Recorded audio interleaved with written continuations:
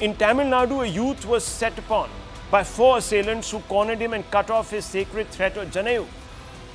The police are investigating the outrage committed upon the youth's freedom to practice his faith. But the attack is a growing list of unprovoked attempts to deliberately undermine Hindu traditions, customs. Viewers, this happened in Tirunelveli on September 21.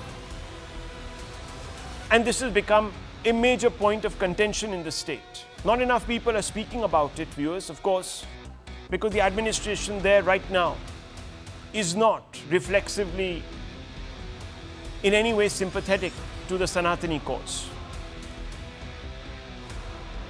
Be that as it may, viewers, recently in a residential complex, a woman, as you can see in the middle of your screens, stamped upon the Onam Pookalam, claiming it shouldn't have been drawn in a common area. There have been several reports coming from elsewhere of attacks on Ganpati Puja processions. But perhaps the most shocking betrayal of Hindu sensitivities took place in Tirupati, where prasadam was adulterated with beef tallow, pig fat, fish oil, considered anathema to practicing Hindus.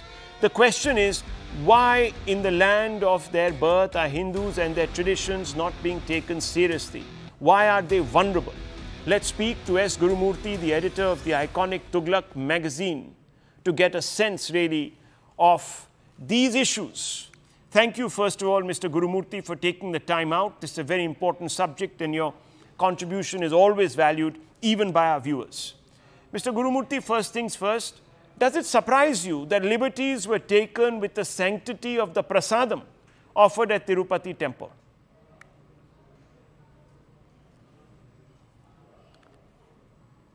I am not. Because the government is a secular institution which doesn't know the grammar of sacredness. And secular institution in the sense in which Indian secularism has been defined is that they should be extremely careful about minority religion and they can take liberties with the Hindu religion. This has been a very astonishingly different, what I would call as discrimination against the Hindus, constitutional discrimination. So whether it is Tirupati or even approaching the Brahmins, Janeu or cut in Tamil Nadu, this is because you don't hold the Hindu religion as sacred, because Hindu religion doesn't threaten you. It doesn't have a theological enemy. If somebody has a theological enemy, they can mobilize and create huge issues. So the government is afraid of them. They have no fear of the Hindus. Why the Hindus do not organize? Because the Hindus have the responsibility of running the country also. Everyone in this country has only rights. Minority rights, this right, that right. Have you ever called Hindu right? Hindus have the responsibility to ensure that the country runs. And so, it is like a mother.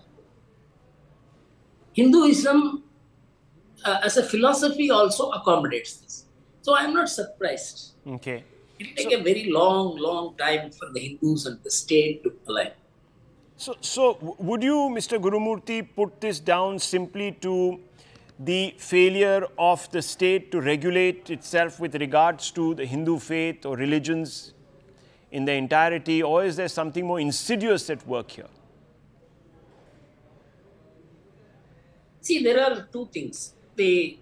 After all, it was a Hindu nation.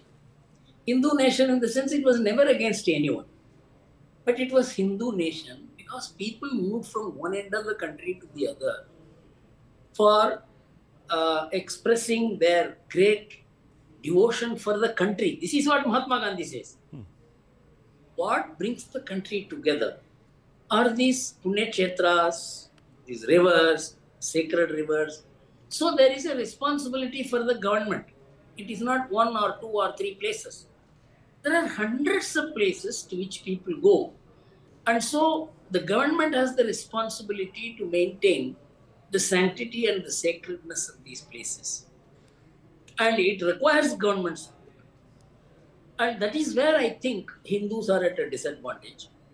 Because Hindus do not have an institution like the church or the several churches or this kind of jamaats and things like that.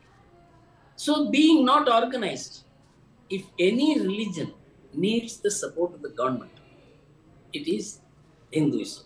And the government must support it for one more reason, as Mahatma Gandhi said, because that forms the basis of national integration.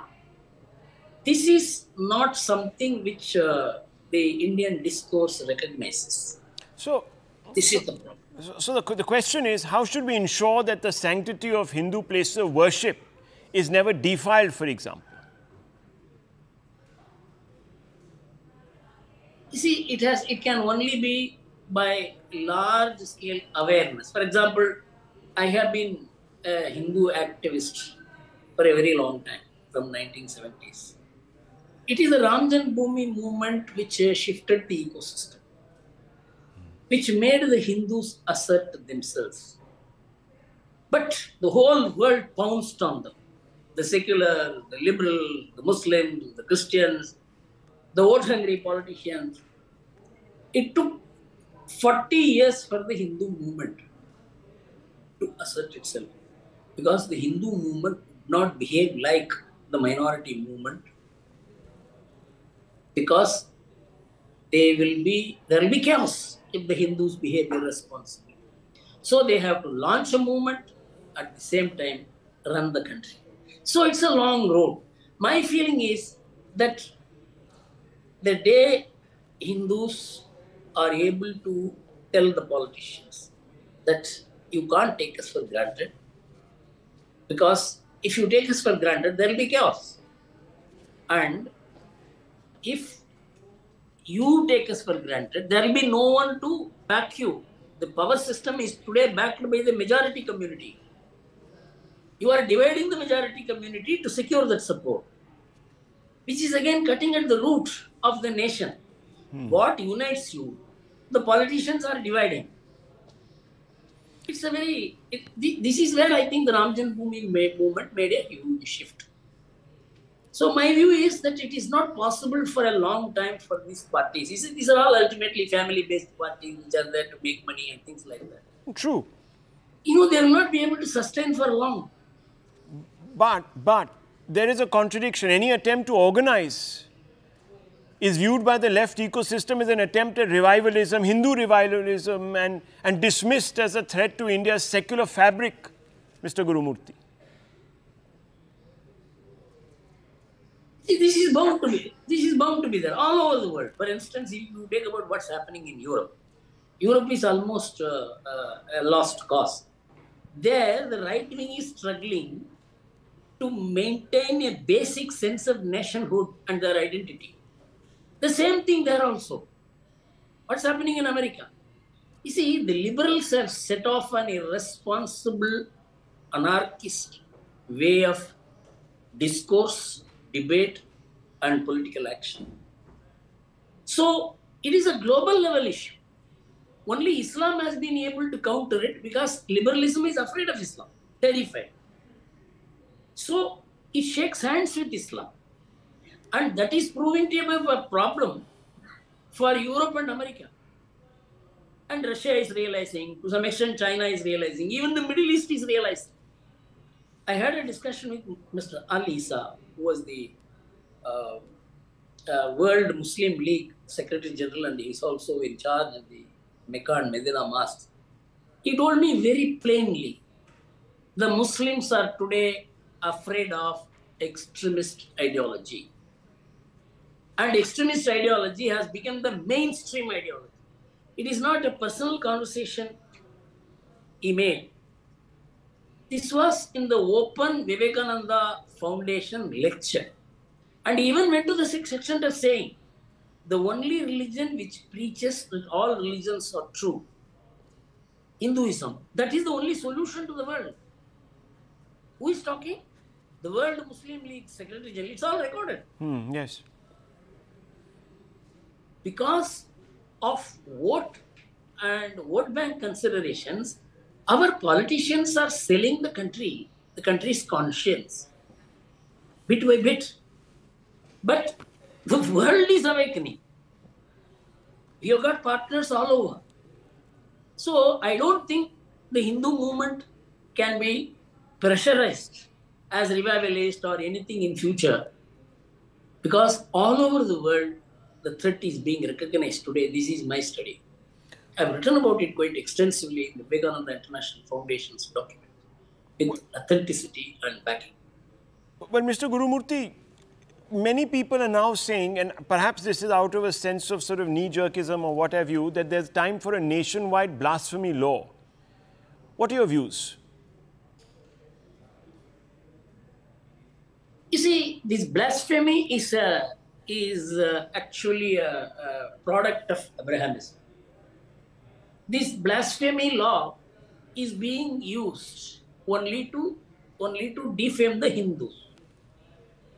But blasphemy is in Hindu literature, you will find people questioning the existence of God, or I mean, the debates that have been going on for thousands of years.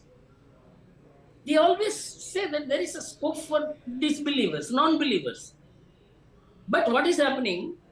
This blasphemy law from the perspective of Islam and Christianity is dangerous for debate.